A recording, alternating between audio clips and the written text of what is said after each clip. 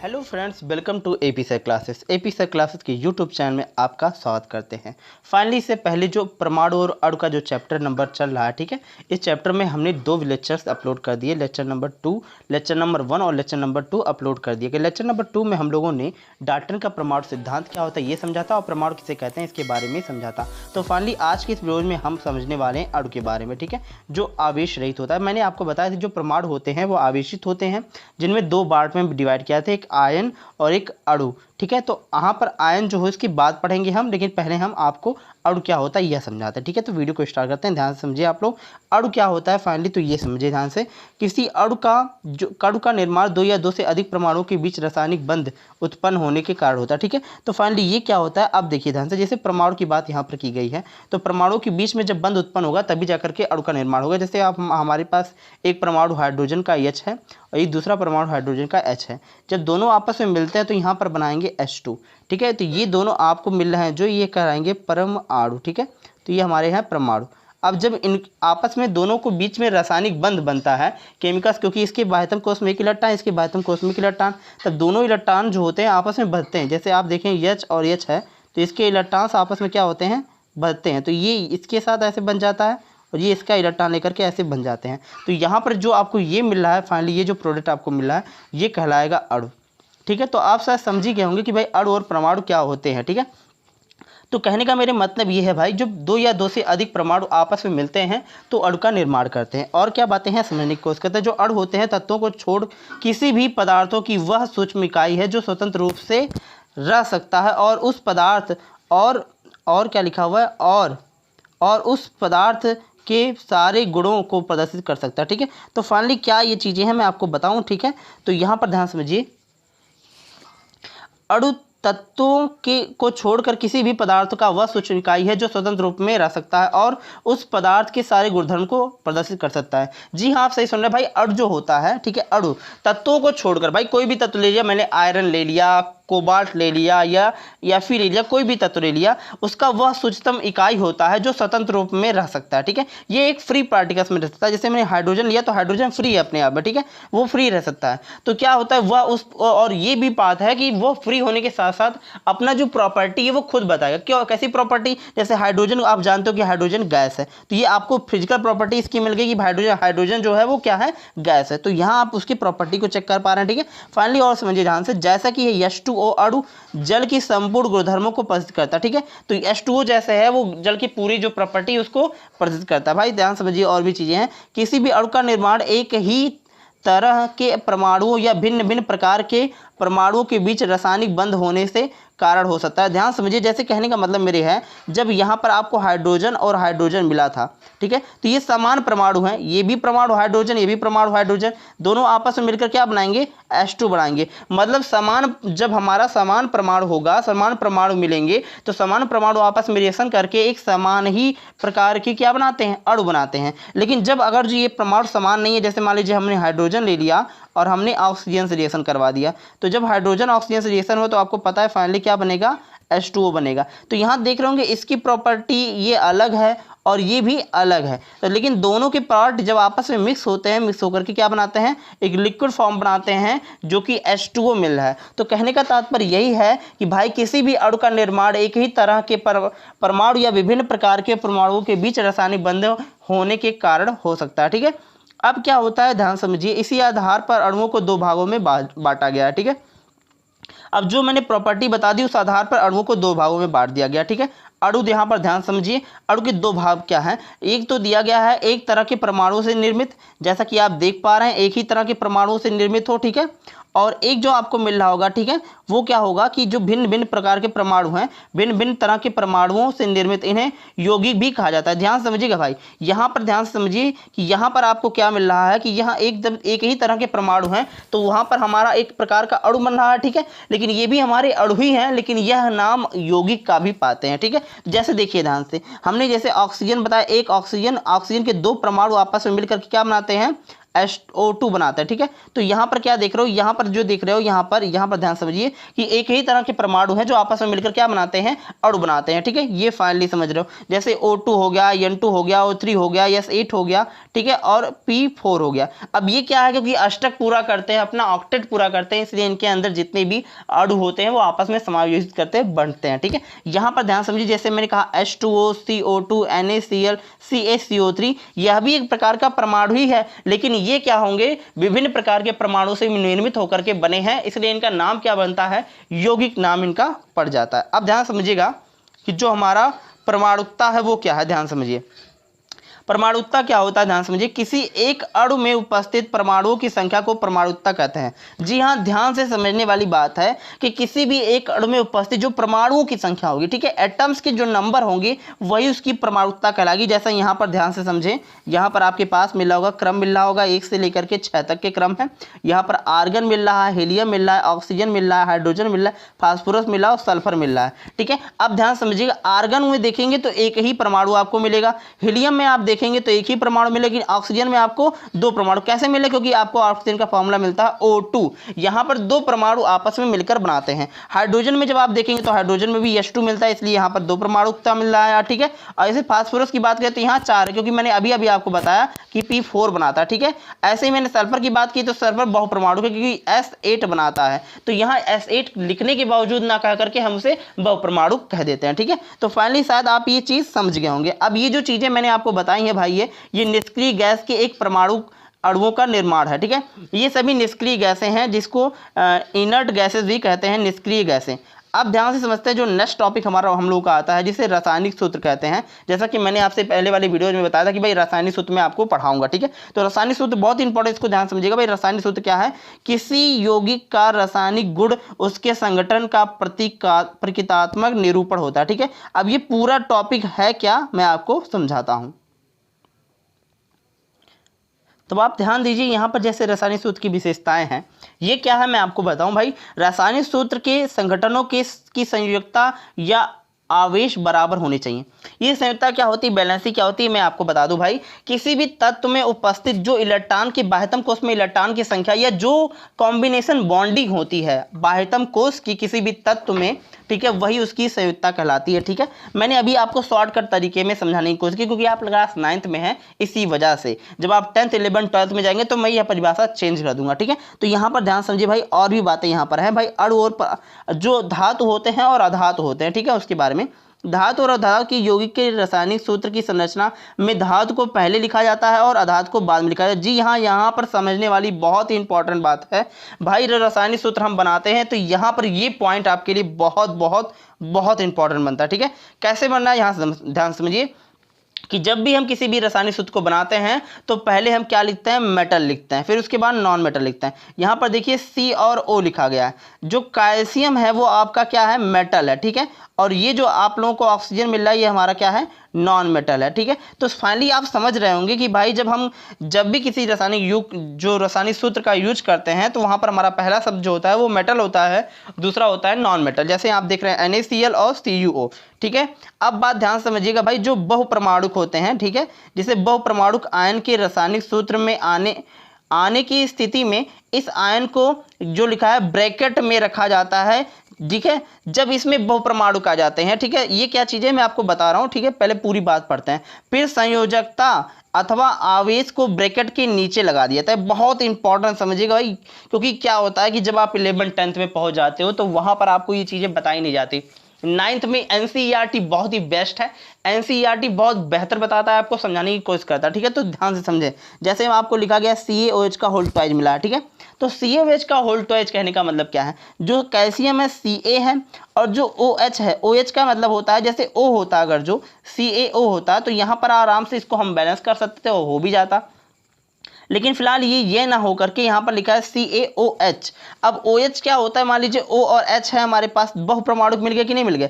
एक परमाणु होता है तो चलो हमें ब्रैकेट लगाने की आवश्यकता नहीं, कि 2 परमाणु है इसलिए हमें इसको ब्रैकेट में लिखना पड़ेगा। अब ध्यान समझिए, जो Ca पर चार्ज होता है वो -+2 का होता है और OH पे -1 का चार्ज होता है, तो यहाँ का चार्ज ये ले लेगा और यहाँ का चार्ज ये ले लेगा। चार्ज का ट्रांसपिरेशन हो जाए तो यहाँ पर आपको दिख रहा होगा Ca जो है वो +2 चार्ज लेगा और OH जो है वो -1 चार्ज के होते हैं। तो चार्ज का जब ट्रांसपिरेशन होगा तो यहाँ आपको मिलेगा Ca और उसके बाद ब्रैकेट में O और H। अब इसकी जो संयुक्ता है, जो ये जो दो परमाणु आपको यहाँ दिख रहे हैं, ठीक है, वो इसके नीचे लग जाएंगे, ठीक है। तो यहाँ फाइनली इसका फॉर्मूला बनता है CaOH का होल ट्वाइज, जो कि ब्रैकेट के नीचे लिखा जाता है। जैसा कि आपको मैंने यहाँ बताया भी, संयुक्ता जो होते हैं आवेश को ब्रैकेट के नीचे लिखते हैं। ऐसे ही यहाँ पर जो दिया गया NH4 का होल ट्वाइज SO4, यहाँ पर आपको ये मिल रहा होगा, ठीक है।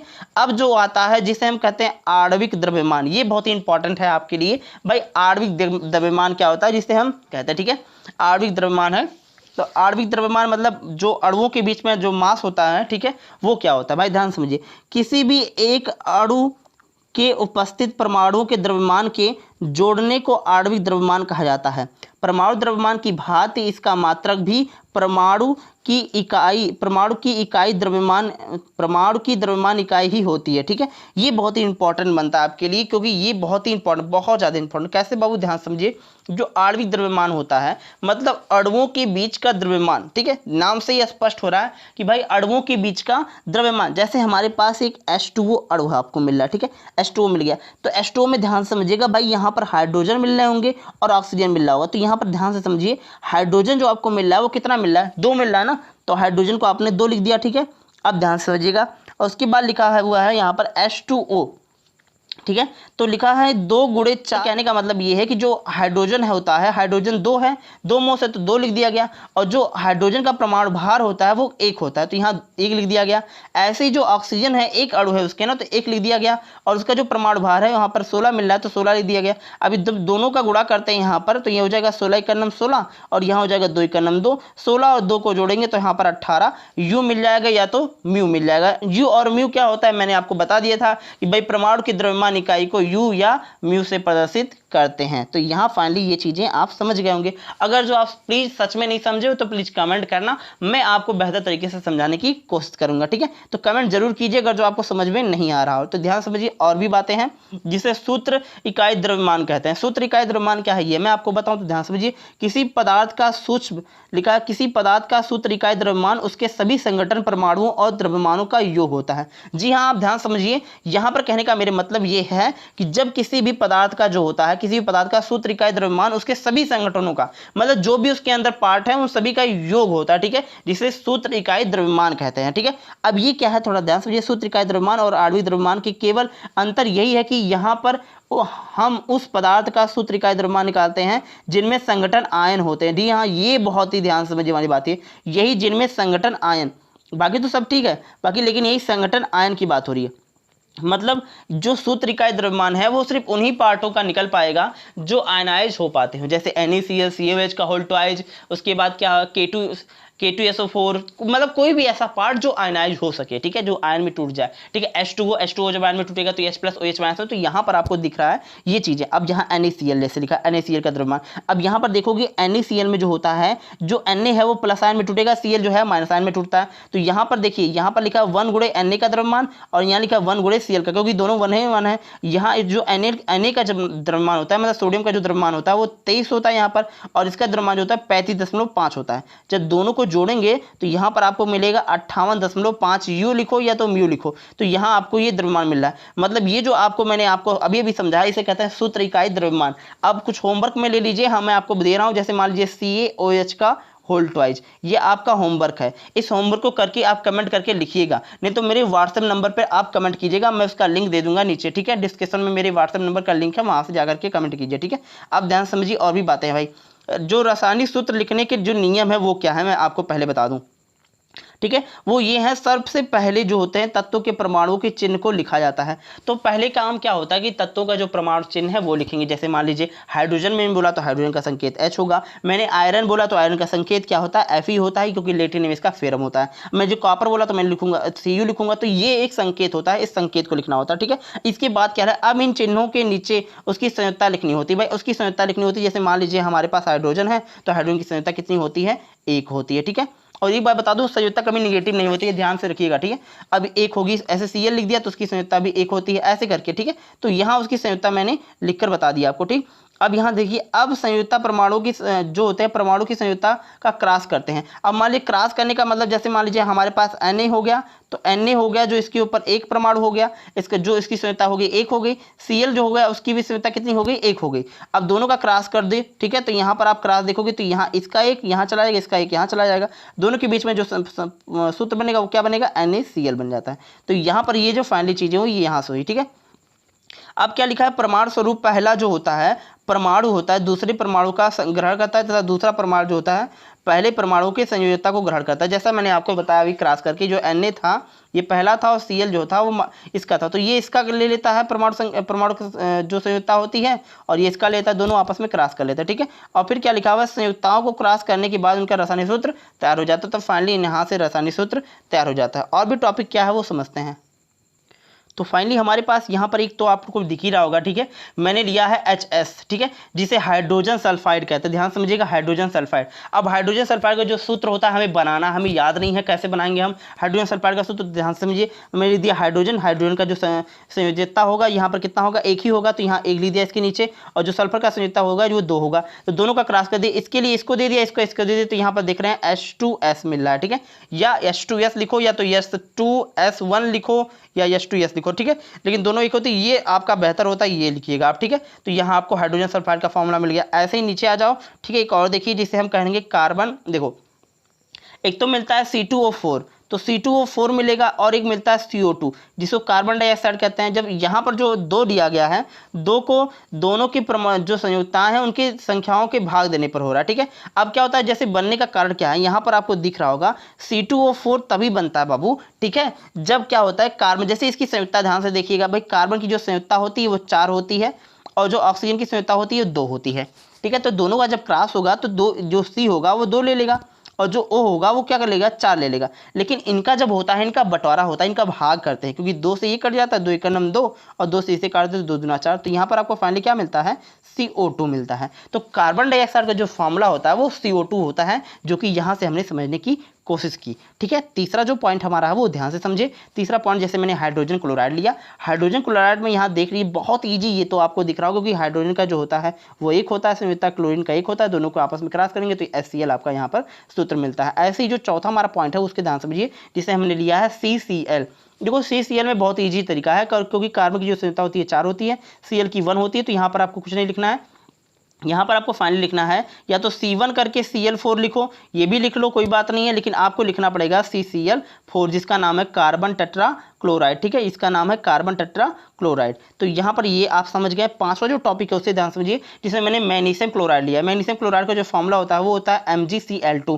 क्यों होता है, क्योंकि भाई मैग्नीशियम पर जो संयुक्ता होता है Mg+2 होता है, यहाँ पर 2 होते हैं इसकी संयुक्ता, और यहाँ पर Cl की जो संयुक्ता होती है वो 1 होती है, दोनों के बीच में क्रॉस कराएंगे जब यहाँ पर, तो Mg1 हो जाएगा और Cl2 हो जाएगा। तो यहाँ 1 तो लिखा ही नहीं जाता, यहाँ पर MgCl2 यहाँ पर आपको मिल जाता है। ऐसे ही ये बात करें एल्यूमिनियम ऑक्साइड की, तो एल्यूमिनियम ऑक्साइड का जो फॉर्मूला बनता है वह Al का जो संयुक्ता होता है वो 3 होता है, Al की संयुक्ता 2 भी होती है, वो कब होती है मैं आपको बताऊंगा, ठीक है।